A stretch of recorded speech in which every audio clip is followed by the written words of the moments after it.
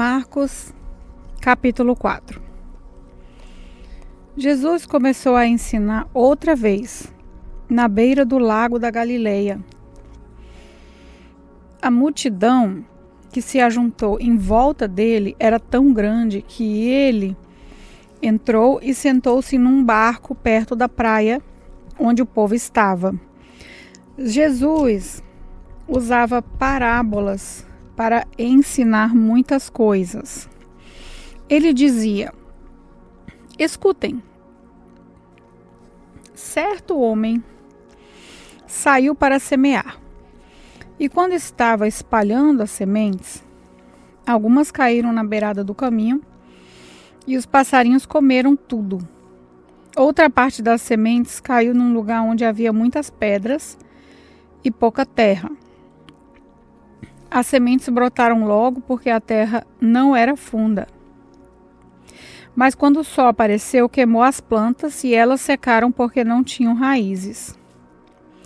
Outras sementes caíram no meio de espinhos, que cresceram e sufocaram as plantas. Por isso nada produziram. Mas as sementes que caíram em terra boa brotaram, cresceram e produziram na base de 30, 60 e até 100 grãos por um. E Jesus terminou dizendo: se vocês têm ouvidos para ouvir, então ouçam. Quando a multidão foi embora, as pessoas que ficaram ali começaram, junto com os 12 discípulos, a fazer perguntas a Jesus sobre parábolas. Jesus disse a eles: a vocês, Deus mostra o segredo do seu reino. Mas para os que estão fora do reino, tudo é ensinado por meio de parábolas, para que olhem e não enxerguem nada, e para que escutem e não entendam nada. Senão, eles voltariam para Jesus e ele os perdoaria. Então Jesus perguntou: se vocês não entendem essa parábola, como vão entender as outras? E continuou: o semeador semeia a mensagem de Deus. Algumas pessoas que a ouvem são como as sementes que caíram na beira do caminho. Logo que ouvem, Satanás vem, tira a mensagem que foi semeada no coração delas. Outras pessoas são como as sementes que foram semeadas onde havia muitas pedras. Quando ouvem a mensagem, elas aceitam logo com alegria. Mas depois de pouco tempo, essas pessoas abandonam a mensagem porque não criou raiz nelas. E quando por causa da mensagem chegam os sofrimentos e as perseguições, elas logo abandonam sua fé. Ainda outras são parecidas com a semente que foram semeadas no meio dos espinhos. Elas ouvem a mensagem, mas quando aparecem as preocupações desse mundo, as ilusões das riquezas e outras ambições, essas coisas sufocam a mensagem e ela não produz frutos. Mas existem aquelas que são como a semente que foram semeadas em terra boa. Elas ouvem, aceitam a mensagem, produzem uma grande colheita, umas 30, outras 60 e a outras 100 vezes mais do que foi semeado. Jesus continuou: por acaso, alguém acende uma lamparina para colocá-la debaixo de um cesto ou de uma cama? Claro que não. Para iluminar bem, ela deve ser colocada num lugar próprio. Pois tudo que está escondido será descoberto, e tudo que está em segredo será conhecido. Se vocês têm ouvidos para ouvir, então ouçam. Disse também: cuidado com o que vocês ouvem. Deus usará para julgar vocês a mesma regra que vocês usarem para julgar os outros, e com mais dureza ainda. Quem tem, receberá mais, mas quem não tem, até o pouco que tem será tirado. Jesus disse: o reino de Deus é como um homem que joga semente na terra. Quer ele esteja acordado, quer esteja dormindo, ela brota e cresce, sem ele saber como isso acontece. E a própria terra É a própria terra que dá o seu fruto. Primeiro aparece a planta, depois a espiga, e mais tarde os grãos que enchem a espiga.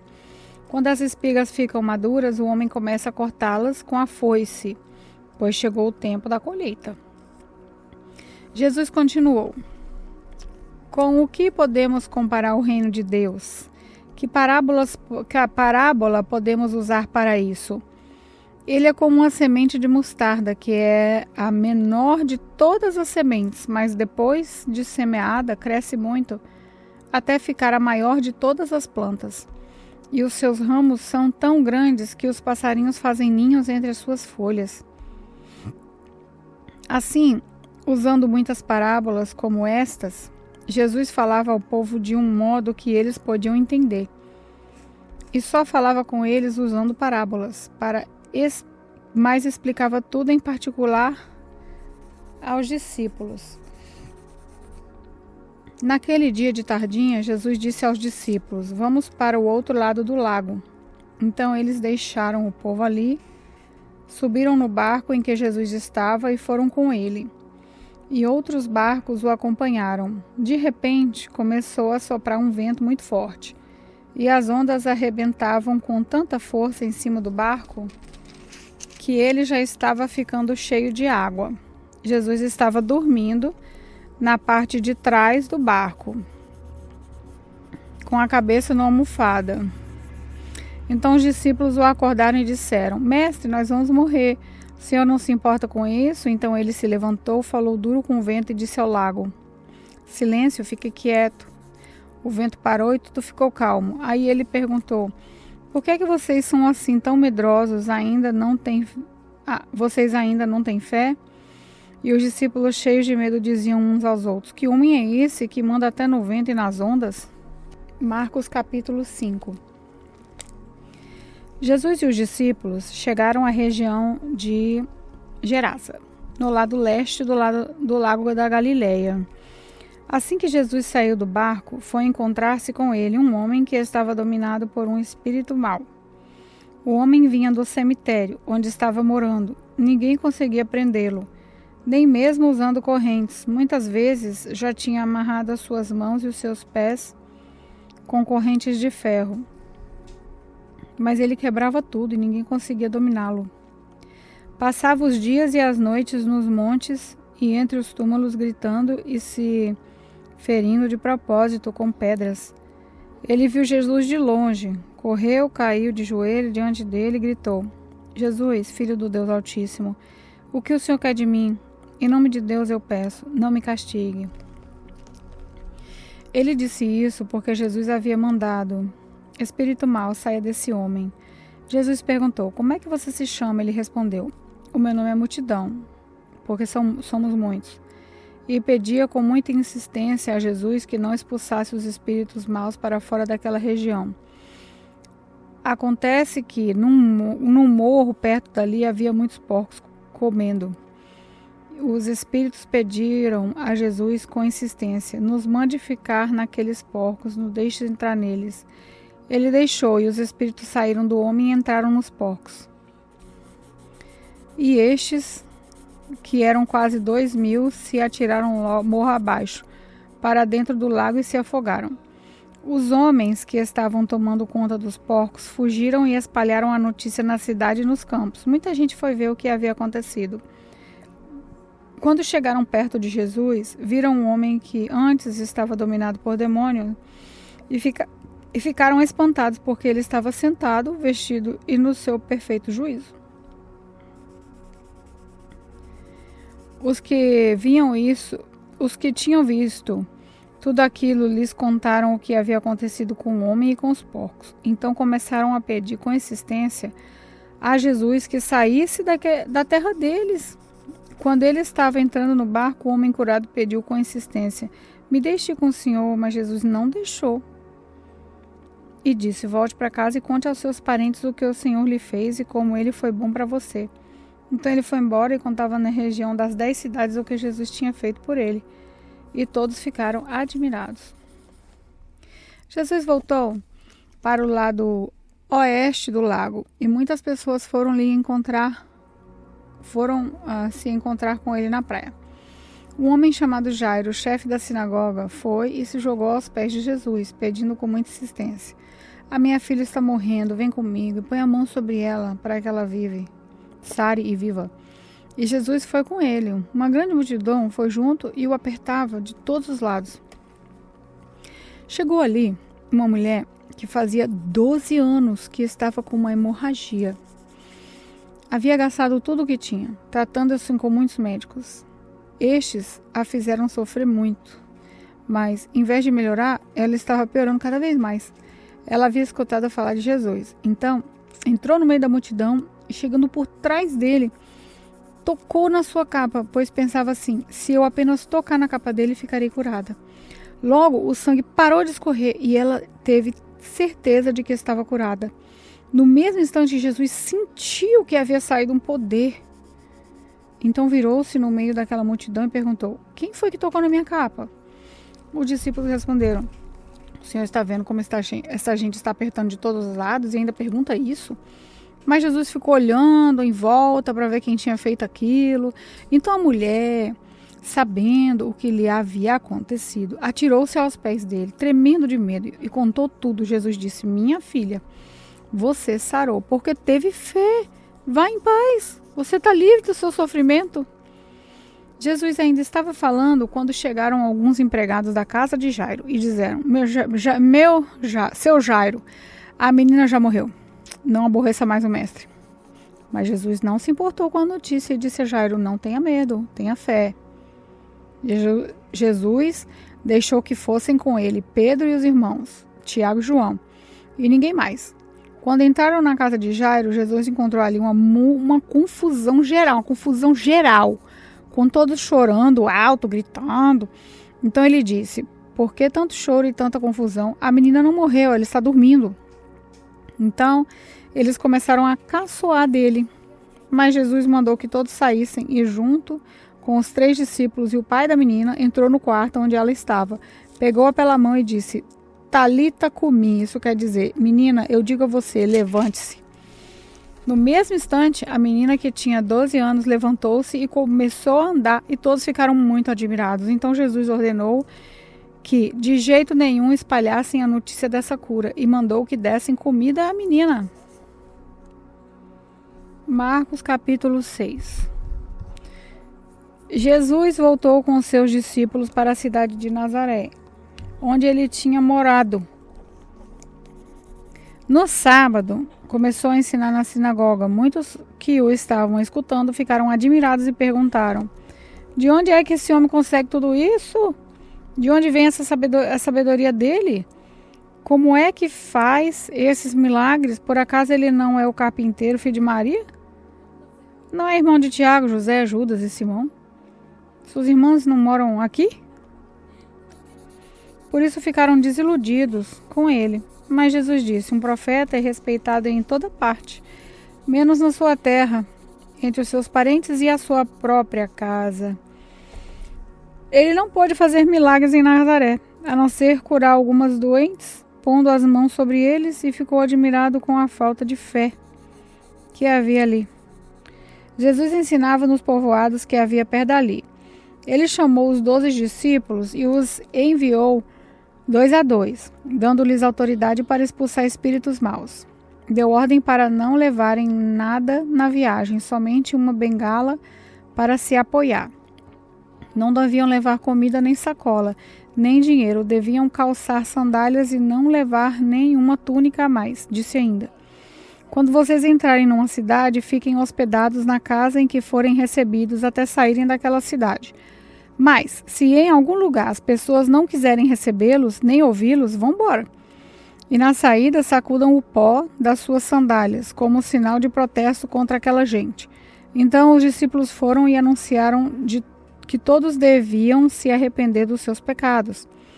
Eles expulsaram muitos demônios e curaram muitos doentes, pondo azeite na cabeça deles. O rei Herodes ouviu falar de tudo isso, porque a fama de Jesus se havia espalhado por toda parte. Alguns diziam: esse homem é João Batista, que foi ressuscitado. Por isso esse homem tem poder para fazer milagre. Outros diziam que ele era Elias, mas alguns afirmavam: ele é profeta, como um daqueles profetas antigos. Quando Herodes ouviu isso, disse: ele é João Batista. Eu mandei cortar a cabeça dele e agora ele foi ressuscitado? Pois tinha sido Herodes mesmo que tinha mandado prender João, amarrar sua mão e jogá-lo na cadeia. Ele havia feito isso por causa de Herodias, com quem havia casado, embora ela fosse esposa do seu irmão Filipe. Por isso João tinha dito isso muitas vezes a Herodes: pela nossa lei, você é proibido de casar com a esposa do seu irmão. Herodias estava furiosa com João e queria matá-lo, mas não podia porque Herodes tinha medo dele, pois sabia que ele era um homem bom e dedicado a Deus. Por isso Herodes protegia João. E quando o ouvia falar, ficava sem saber o que fazer, mas mesmo assim gostava de escutá-lo. Porém, no dia do aniversário de Herodes, apareceu a ocasião que Herodias estava esperando. Nesse dia, Herodes deu um banquete para as pessoas importantes do seu governo, altos funcionários, chefes militares, autoridades da Galileia. Durante o banquete, a filha de Herodias entrou no salão e dançou. Herodes e os seus convidados gostaram muito da dança. Então o rei disse à moça: peça o que quiser, eu lhe darei, eu juro, prometo que darei a você o que você pedir, ainda que seja metade do meu reino. Ela foi perguntar à sua mãe o que devia pedir, e a mãe respondeu: peça a cabeça de João Batista. No mesmo instante, a moça voltou depressa para onde estava o rei e pediu: quero a cabeça de João Batista num prato agora mesmo. Herodes ficou muito triste, mas por causa do juramento que havia feito na frente dos convidados, não podia deixar de atender ao pedido da moça. Mandou imediatamente um soldado da guarda trazer a cabeça de João. O soldado foi à cadeia e voltou com a cabeça de João, pôs num prato e deu à moça, e ela entregou à sua mãe. Quando os discípulos de João souberam disso, vieram, levaram o corpo dele e o sepultaram. Então, os apóstolos voltaram e contaram a Jesus tudo o que tinha feito e ensinado. Havia ali tanta gente chegando e saindo, que Jesus e os apóstolos não tinham tempo nem de comer. Então ele lhes disse: venha, vamos sozinhos para um lugar deserto, a fim de descansarmos um pouco. Então foram sozinhos de barco para um lugar deserto. Porém, muitas pessoas os viram sair e os reconheceram. De todos os povoados, muitos correram pela margem e chegaram lá antes deles.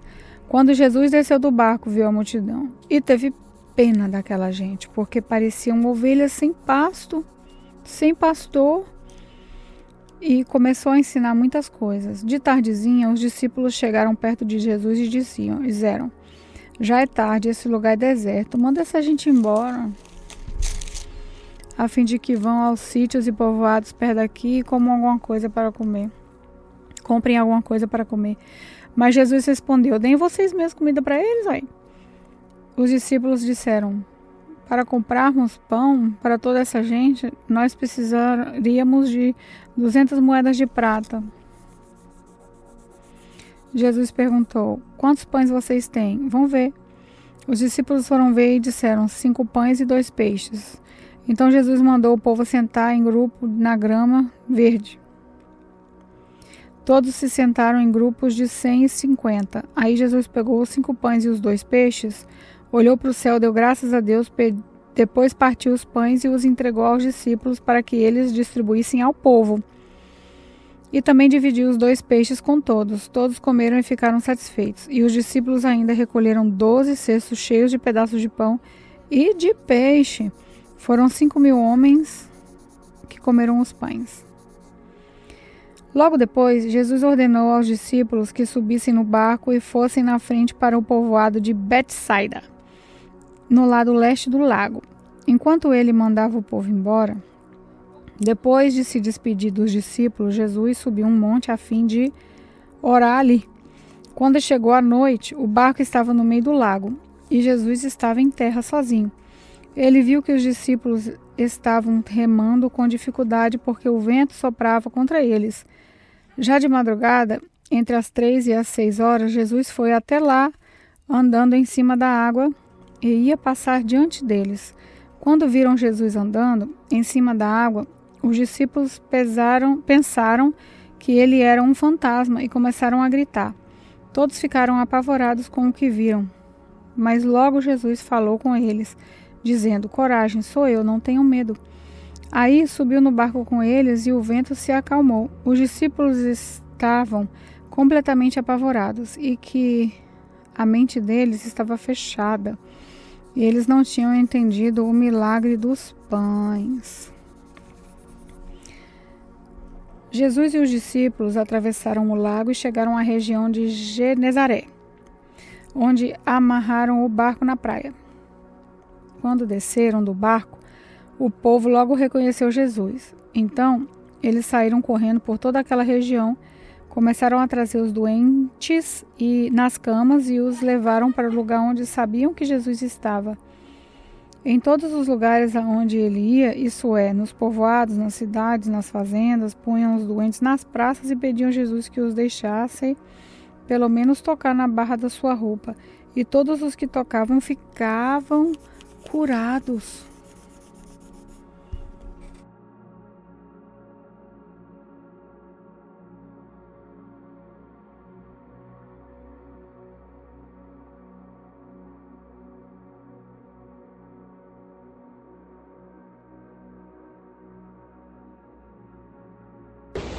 Meu nome é Lorena Aragão e este foi mais um momento da leitura bíblica com o Senhor.